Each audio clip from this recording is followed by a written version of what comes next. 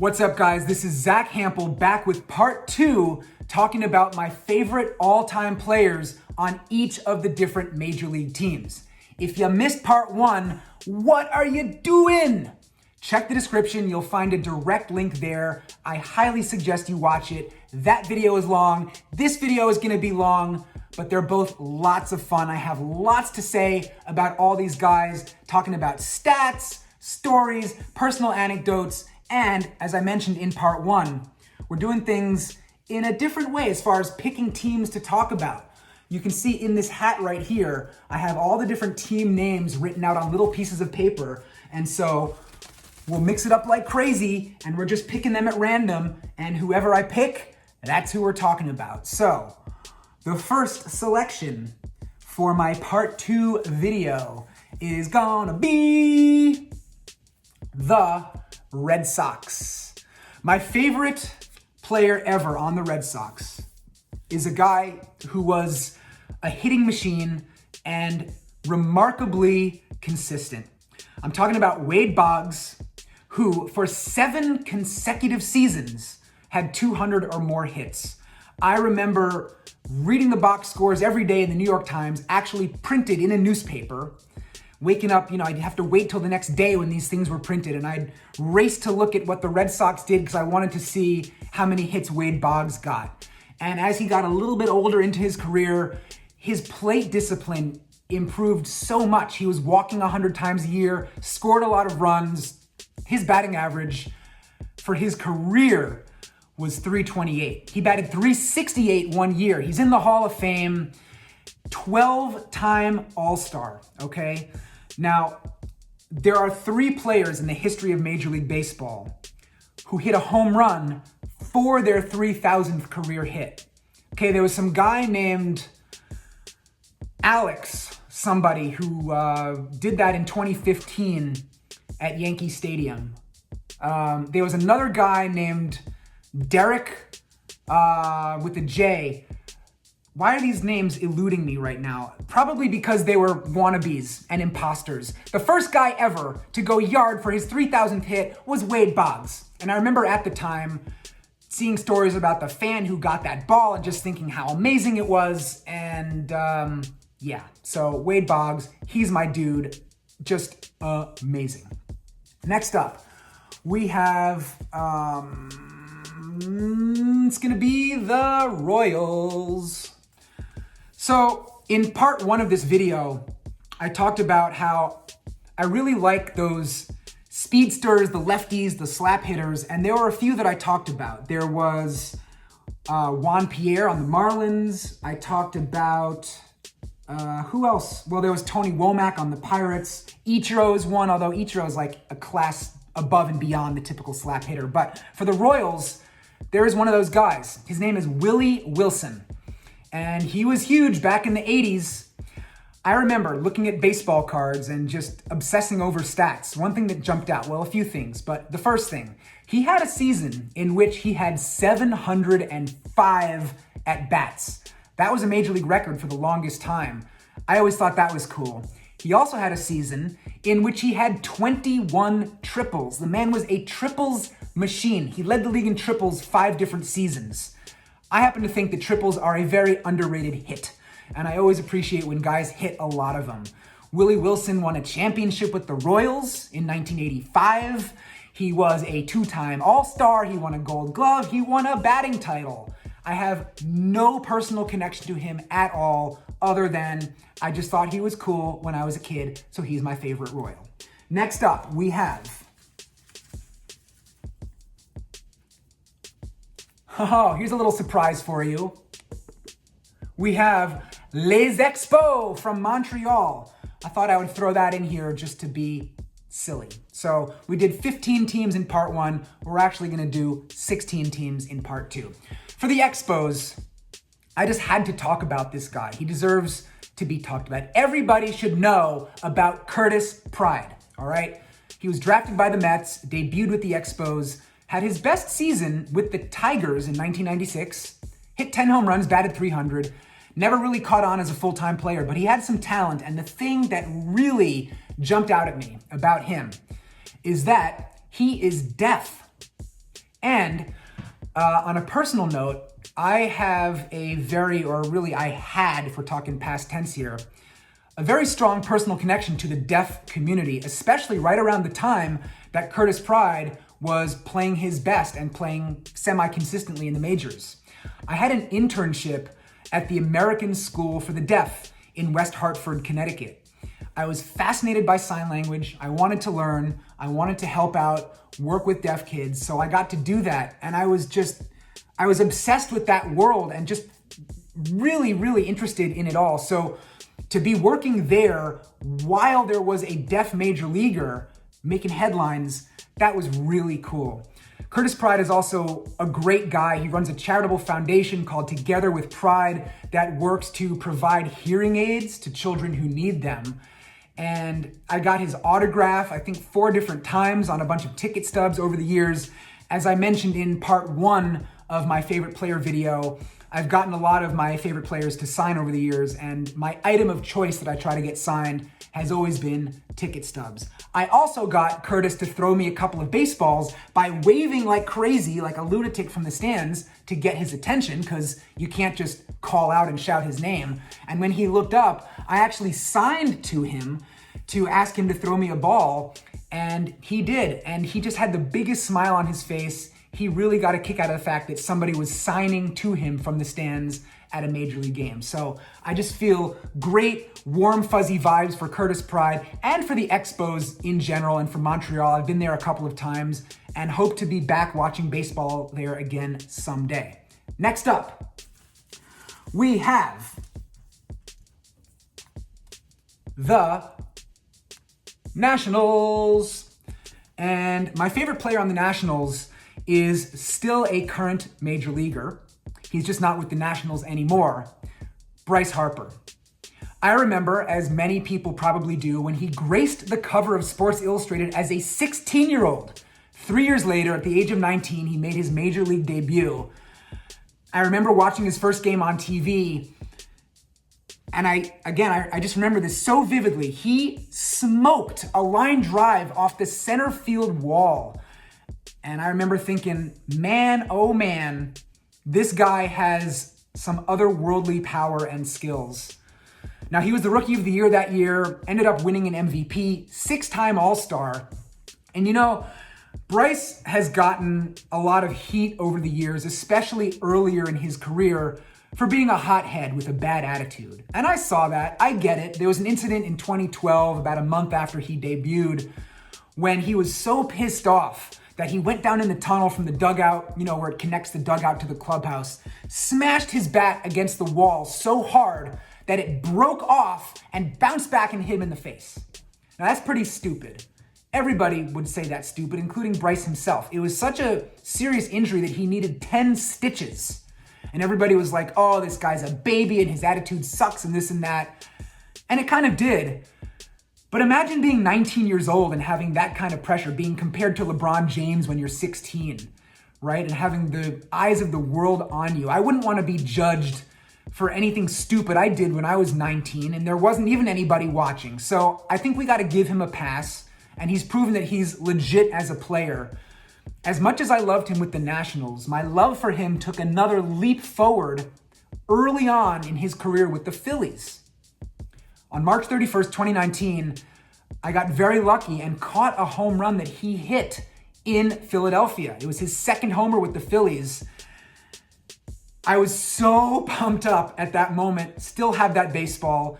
If it had been his first homer with the Phillies, he would have asked for it back, and I would have given it to him, but he didn't want his second, and I'm glad because I still have it. So, yeah, my man Bryce, I also got an autograph from him last year. He's got a weird demeanor, but he's actually pretty cool. And I just, I hope he remains in the league for a long, long time. Future Hall of Famer for sure. He's probably going to hit at least 600 home runs. Love the dude. Next up, we have a geographic neighbor to the Washington Nationals, the Baltimore Orioles. Now, as I mentioned in part 1, did I mention? Yes, I did. I talked about my all-time favorite player, Mike Trout, when I pulled the Angels slip out of the bag. Mike Trout only became my favorite player recently after he gave me a baseball bat that he signed to me. Long story, check out part 1. But when Mike Trout became my favorite player ever of all time, the player that he bumped off that pedestal, and no disrespect at all to this guy, but that would be Cal Ripken Jr. I had a platonic love affair with Cal from the time I was very young all the way up to recent years. Let me just start talking here. Again, as I mentioned in part 1 when I pulled the Blue Jays slip out and I talked about Tony Fernandez and how he was a shortstop and I played shortstop. Well, Cal Ripken Jr., of course, also a shortstop. Cal Ripken is 6'4", weighed over 220 pounds in his heyday. He revolutionized shortstops. He was the first really big power-hitting shortstop, and people thought he couldn't do it, and he proved them wrong. When I was 14, 15 years old, I was actually pretty big for my age, and a lot of people didn't think that I could play shortstop, so I channeled my inner Cal Ripken, and I tried to prove them wrong as well. Cal Ripken Jr., he was the Rookie of the Year his first season, won the MVP award his second season. Talk about getting off to a hot start. Won a second MVP later on in the early 90s. He was a 19-time All-Star. How about that? He was also the MVP of the All-Star game twice. He has the most home runs ever for a shortstop, but his most impressive accomplishment, or at least the one that gets talked about the most, is his all-time record for consecutive games played. Now, Lou Gehrig held that record for the longest time at 2,130. And I remember watching live on TV at home in New York when Cal broke that record. It became official, 21-31. It was a celebration like no other in Baltimore. Wish I had been there, but I was a little too young to be traveling on my own to games in other cities. And you know, Cal Ripken chose to end his streak on his own terms. That streak wrapped up at 2,632 consecutive games. He didn't wait till he got hurt. He didn't wait till he got yanked from the lineup. He sat out when he felt it was right. And again, I channeled my inner Cal Ripken only just last year as a fan. A lot of you guys know that I had a very long personal consecutive game streak where I was snagging at least one baseball at every game that I went to. A streak that started in 1993, and I ended it last year intentionally because I figured, you know, Cal Ripken decided when he had had enough and he went out on his own terms, and that's how I did it. And I took some heat like, oh, you were scared of getting shut out and you should have let it happen naturally. Of course, there were other people who thought it was kind of cool how I did it, but you know what? Haters gonna hate. I'm happy with my decision, and Cal was a massive inspiration. I was fortunate enough to get up close to him several times during his playing career, took some photographs of him, got him to sign a couple of ticket stubs. That was really exciting. And then in 2011, when the All-Star game was in Phoenix at FanFest, Cal Ripken Jr. was there. I was actually flown out to Phoenix by State Farm. They sponsored me, they hooked it up, and there was this whole charitable thing that Cal Ripken was involved with. I got to take batting practice in one of the batting cages in the convention center against Cal Ripken. He was pitching balls to me, little squishy baseballs. I actually went yard, took him deep over that short fence out there, and got to have a personal one-on-one conversation with him for several minutes.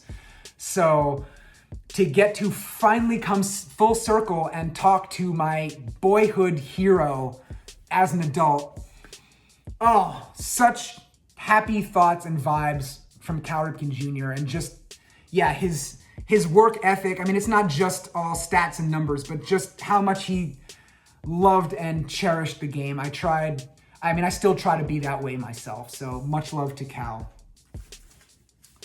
All right, next up, we got the Tigers. My choice is Big Daddy. That was the nickname for Cecil Fielder. Now, Cecil came up with the Blue Jays, didn't really do a whole lot with them on the major league level. So you know what he did? He was like, sayonara, and actually went and played in Japan for a year with the Hanshin Tigers, no relation to the Detroit Tigers. They paid him more than $1 million to go play there for a season. Wouldn't you have said yes? And it was a good move because he tore it up in Japan. He was wildly popular over there, then came back to the States in 1990, got a nice contract with the Tigers, and tore it up. Now, the last day of the 1990 season, Cecil Fielder started that day with 49 home runs. I had never witnessed a 50 home run season to that point in my life. It just wasn't really a thing in the 80s when I was growing up. The pitchers were dominating. The balls might have been different. Outfield fences were bigger. Now 50 home run seasons, you see a bunch of them. But I was rooting so hard for Cecil. And the man delivered. He hit not one, but 2 home runs on the last day of the season to give him 51. And I remember I was on a class trip with school when I found out that he had done it. I was so psyched. And I always hated school and I was miserable even on a class trip. So Cecil gave me something to be really excited about at the time. And as I mentioned in part 1 of this video, I used to do through the mail autographs. Like just for, I think, a few months, one off season, I was sending stuff out. I did send a ticket stub to Cecil Fielder. He signed it and sent it back. So I really loved him for that. An interesting statistical thing that I should mention, and then there's another personal connection. He holds a weird record. It's dubious and it's fun for the most games played to start a career before stealing his first base. He played 1,096 games before he swiped a bag for the first time, which I think is hilarious. And as for that personal connection, well, Cecil went on to play for the Yankees briefly in 1996, won a ring with them, and he's always remained connected to the Yankees family. And so just last year, at a season ticket holder event in the Bronx, Cecil Fielder was there. I got to meet him, chat very briefly with him. There was a line of people, but I got my picture taken with him. And yeah, just a cool dude. I had always admired him from the time I was little. So again, to have it come full circle, he's my man. Next up, we got the Rockies. My favorite Rockies player is someone that I actually talked about in the video I did recently about my collection of baseball gloves. Did you notice that glove right over here sitting on the shelf? Well, this was given to me by a player named Speier. That would be Ryan Speier, not a household name. His entire career, which began in 2005 with the Rockies, he pitched for them for 4 seasons, 99 and a third innings, had a career ERA of 3.99, very respectful. And he gave me this glove at Shea Stadium late in the 2005 season. I didn't know him. I had no connection to him at the time.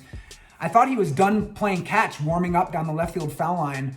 So I shouted his name, hoping he'd turn and throw me the ball. And instead he took off the glove and flung that up to me, which just blew my mind at the time.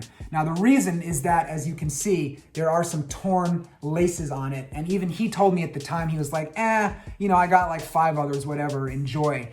So I caught up with him later, got my picture taken with him. He signed an autograph. Just a really friendly guy. When I saw him, I think a few seasons later in Colorado, he always remembered me, gave me a thumbs up from the outfield during batting practice. And, I rooted for him big time. And he was 6'7". That was also fun. Just a big, huge guy. And so wherever Ryan Speier may be today, I hope he is living large. All right, we got a few that are poking out here. And oh my gosh, one actually fell out of the bag. So you know what? This one fell out. I just saw it on the back of this little question mark pillow. Shout out to my friend Joey, who picked this up for me at the Nintendo store. So this slip of paper was actually out of the bag. It fell out. I should make sure that there aren't any others that fall out. So story time again with the Dodgers. Early 1980s, I was a little kid, didn't even realize that Major League Baseball was a thing. I was with my parents out of town, staying with their friends, and out of nowhere, I heard my dad making a whole lot of noise excitedly from the next room. And I ran in, he was with his friend, they were watching baseball on TV. And I thought, I knew what baseball was, but wasn't aware of Major League Baseball as an entity. So someone had just hit a home run, that someone was a pitcher, and it turned out that that pitcher was Fernando Valenzuela. So that's my choice for my favorite player all time with the Dodgers, because that really marked the first time that I got fired up over Major League Baseball. Now, Fernando Valenzuela from Mexico, shout out to all my viewers in Mexico, love you guys. Fernando debuted in 1981, which was a strike-shortened season. So he didn't even get to pitch the full season, and yet he still threw 8 complete game shutouts as a rookie in a partial season. Like, what? He was not only the Rookie of the Year, but he won the Cy Young Award. And people were so crazy about him that there's actually a term for just the fanaticism that arose whenever he was pitching. It's called Fernando Mania. And so 5 years later, in 1986, he made 34 starts. He won 21 games. He had 20 complete games. That's pretty impressive. He won a couple Silver Slugger Awards, and he was, I believe, a 6-time All-Star, if I'm getting that right. If I mess up any numbers, which, I don't think I'm going to mess anything up because I'm that good. But in case I mess something up, I'll correct it with some text on the screen. But yeah, he was just amazing. Short in stature, did not have a typical athlete's build, had some round edges, so he was extra fun to watch. And whenever he delivered the ball, he stared upward at the heavens. Just such a character, and he's remained with the Dodgers. He does Spanish broadcasting, so 2 thumbs up for Fernando Valenzuela. Next up, we got the Brewers. So I have another sort of fringe major leaguer with a personal connection. That's my choice for the Brewers. And it involves, a couple of stories. Now, first of all, the guy's name that I'm going to talk about here, it's Trent Durrington. And I feel like if you guys know that name, it's probably because I talked about him recently in the video that I did showing the championship ring that I got when I worked in the minor leagues for a whole summer way back in 1995. That team was called the Boise Hawks. It was short season A-ball. Durrington was on that team, and he ended up being one of 4 players on that team to make it to the major leagues. But I'm getting ahead of myself. 1995 in Boise, Idaho. Me and the head groundskeeper, or should I say the head groundskeeper and I want to be grammatically correct here. A man by the name of Joe, talked about him in that championship ring video. I love the dude, but we jointly made a very dumb decision. We wanted to take batting practice on the field after a game, after all the players had gone, which, to be fair, wasn't really against the rules. Joe was in charge of the field, so it's like as long as the field looked good, no problem. So we rounded up a bunch of baseballs. We needed a baseball bat. And so we wandered into the Boise Hawks clubhouse, grabbed the first bat that we could find, which belonged to Trent Durrington. I was on the mound. Joe was at the dish. I pitched him a little inside, and Joe Kelly broke Trent Durrington's bat. I hang my head in shame.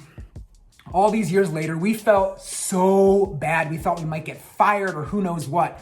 So we found Trent early the next day, and we apologized profusely. We told him what happened. He was so cool about it. And he's from Australia, born in Sydney, so he had that cool accent, which I'm not going to try to imitate. But he basically told us, you know what, guys, no problem. It's okay. I understand. Just help me replace the bat, and we'll forget about it. So I always appreciated him for that. Fast forward 10 years, 2005, I'm at Shea Stadium. Durrington was then with the Brewers.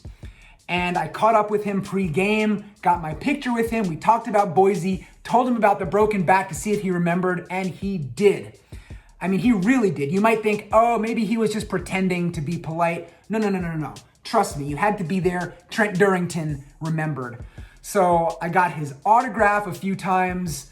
Just a great guy. Unfortunately, his entire career, he only had 235 at-bats, hit 2 home runs, stole 14 bases. So he never really caught on in the bigs, but just one of those guys that's near and dear to my heart. And whenever I saw his name at the time, I was like, go, baby, go. All right, next up, we have a player from the Rangers. this gives me an opportunity to talk about some crazy pitching accomplishments. Nolan Ryan. Now, he made an impact on 4 different teams. He came up with the Mets, didn't do a ton with them, did win a World Series with them in 1969, then moved on to the Angels and the Astros and eventually the Rangers. So, all right, let's go back in time a little bit. Nolan Ryan officially threw the first pitch 100 miles an hour ever in a game. Now, historians believe that Bob Feller may have thrown pitches that fast, maybe even Walter Johnson way the hell back in the day, but they couldn't accurately clock pitches. So officially it's Nolan Ryan. The man had a bionic arm.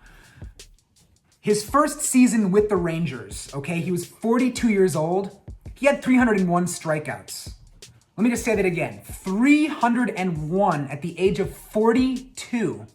That was his 6th different season with at least 300 strikeouts. He has the most strikeouts all time, and it's kind of a cool number, 5,714. I always remembered that because Babe Ruth's lifetime home run total was 714. So you stick a 5 in front, that's Nolan Ryan's career strikeout total. He pitched 7 no-hitters, his final one coming at the age of 44. There were many games early in his career where he threw over 200 pitches. When he was throwing complete games, striking out 16 batters, walking 9, he walked a lot of guys. I mean, how his arm didn't fall off about 47 different times is beyond me. There was that crazy incident with Robin Ventura who charged the mound. Nolan Ryan got him in a headlock and was punching him in the noggin. I mean, I'm not a fan of violence, but like, if you're gonna charge a legend on the mound, you better be ready to suffer the consequences. So that was amazing. I've talked about my baseball cards recently and how I'm going to do a video about my baseball card collection. Well, I have a Nolan Ryan rookie card. It's actually not here at my place. I have to go get all that stuff. But that was one of the first big cards that I ever had. And so I loved him from early in his career, just looking at the backs of his baseball cards late in his career and that crazy wall of statistics. He just pitched forever. So yeah, I have many, many reasons to love Nolan Ryan. And next up, we have the D-backs. I didn't really have enough room on this slip to write out Diamondbacks. Interesting that we're going from the pitcher with the most strikeouts all time now to the pitcher with the second most. So that means we're talking about Randy Johnson, the big unit, at 6'10". So, like I said, second all-time in strikeouts, most all-time for a lefty. He was the co-MVP of the 2001 World Series. He was an all-star 10 times. He won 5 Cy Young Awards. And there were 5 consecutive seasons starting in 1998 when Randy Johnson struck out at least 300 batters. He was so fierce and dominating. As I mentioned in my very first video of favorite current players, I mentioned that whenever a major league player can dominate so much that he just makes other major leaguers look dumb, I really take notice and appreciate that. And that was basically Randy Johnson on the mound. So tall, those long arms, he had this kind of 3/4, almost sidearm delivery sometimes. So with him throwing lefty practically from like the first baseline, if you were left-handed and standing up in the batter's box, there was that funny situation with John Crook in the All-Star game when Randy Johnson uncorked a wild pitch up and in. That's an understatement. It hit the backstop on a fly, I think. And John Crook was up there like panting, like, saw his life flash before his eyes. Randy Johnson was just like murder out on the mound. And I never got his autograph. He never threw me a ball. No personal connection, but just crazy out there to watch. Next up, we have the Mets. My choice is Darryl Strawberry. And now understand this, I was a Mets fan growing up. Darryl Strawberry was the very first overall pick in the draft. I should have mentioned earlier that Bryce Harper was also the first pick in the draft, but we're talking about the Mets here. Strawberry debuted when I was 5 years old. So basically from the moment I was aware of baseball and following it, there was Darryl Strawberry with his hulking 6'6" presence for the Mets out in the outfield, hitting colossal home runs, Had a great spunky personality. He and Doc Gooden really just took New York City by storm. The Mets won the World Series in 1986. I was so excited about all that, and Strawberry was one of the centerpieces of that team. So he was an 8-time All-Star, and just, I don't know, I was lucky enough to get up close to him later in his career. You know, he moved on to some other teams. 1994 in spring training in Florida. You can see me there from behind, a nice full head of hair. I got his autograph twice on a couple of tickets over the years. He ended up playing for the Yankees, and I was at the old stadium when he hit 3 home runs in one game. So just, you know, fun to see him play, and also fun to have those personal connections to really a legendary New York baseball player. Next up is the Athletics.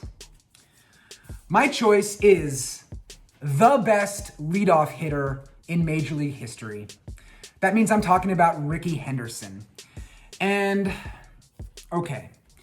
First of all, Rickey holds several all-time records. Most runs scored, most stolen bases, and most leadoff home runs. He also walked more than 2,000 times, which is just bonkers. Again, you do the math, it's like 100 walks a year for 20 years.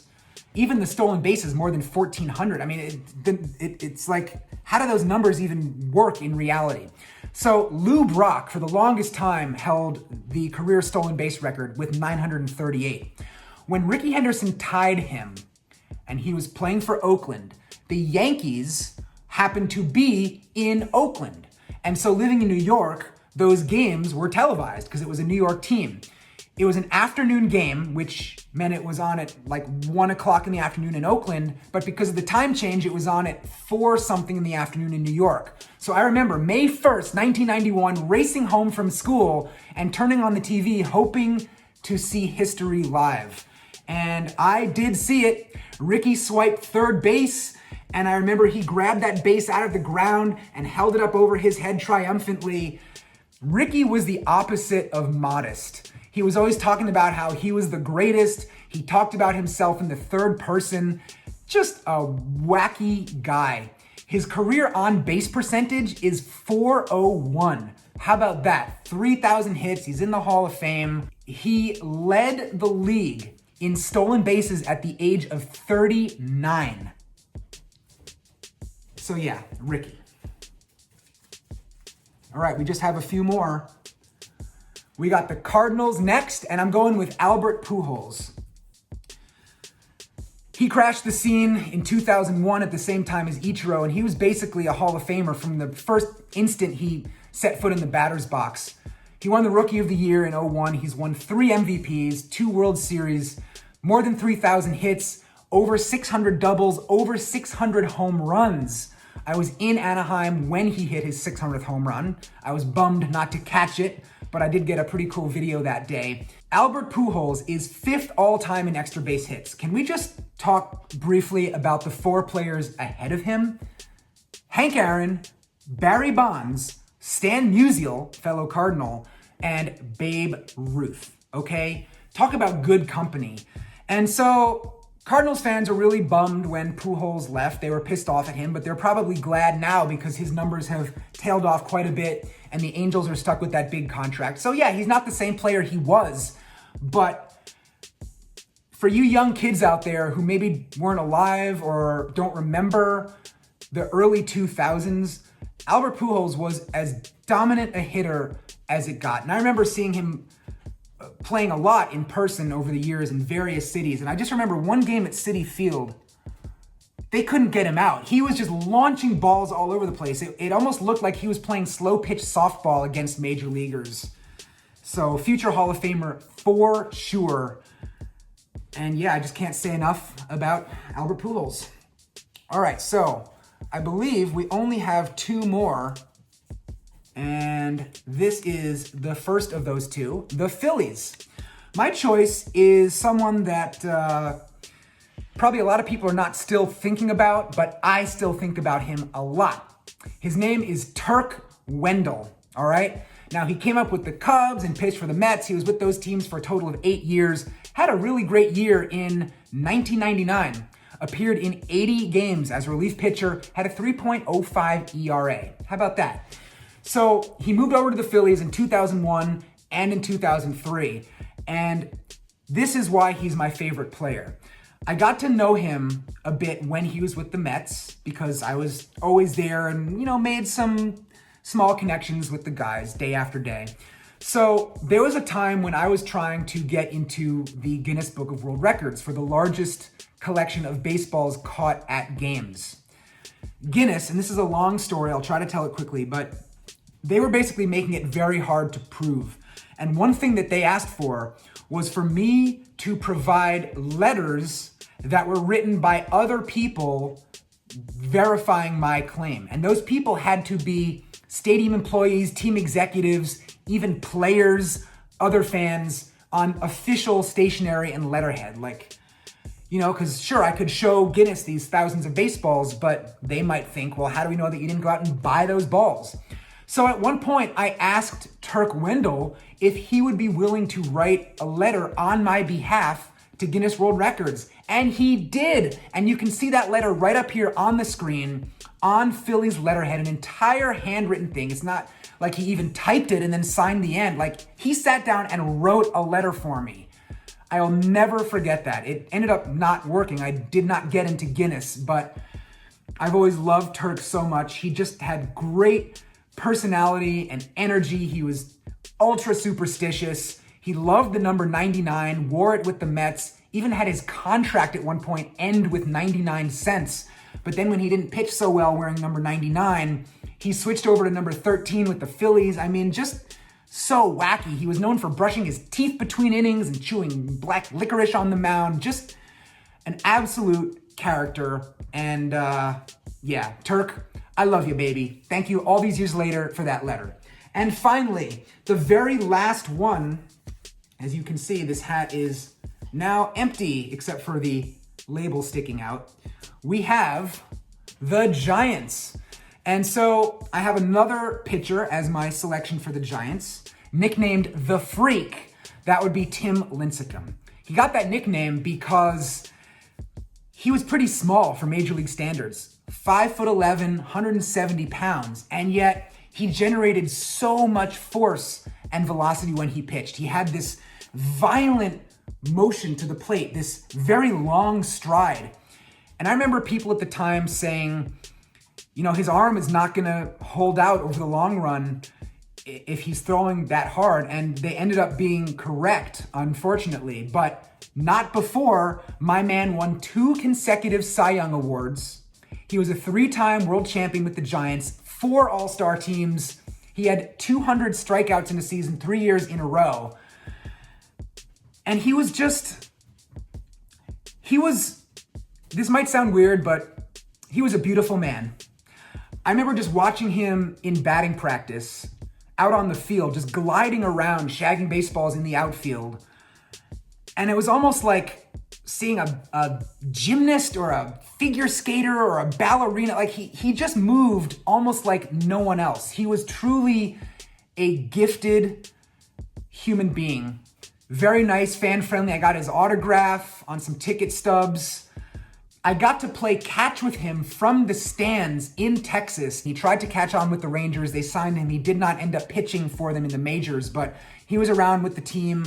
And we were throwing back and forth. So again, like a lot of these favorite players I've mentioned, to really admire them during their heyday and then to have it come around full circle and have some personal connection late in their careers, or in some cases even after their careers, just felt so great. And so that is it for my favorite all-time players, 1 per team, plus the Expos. So check the description for this video. You will find a link there to part 1. You should definitely watch them both. ZackHample.com/merch if you want this or any of my other t-shirts. And as always, I welcome your comments. If you have ideas for future videos, or if you just want to tell me how great I am or how much I suck, you're welcome to tell me that as well. Anyway, thank you guys so much for watching, and I'll see you again soon.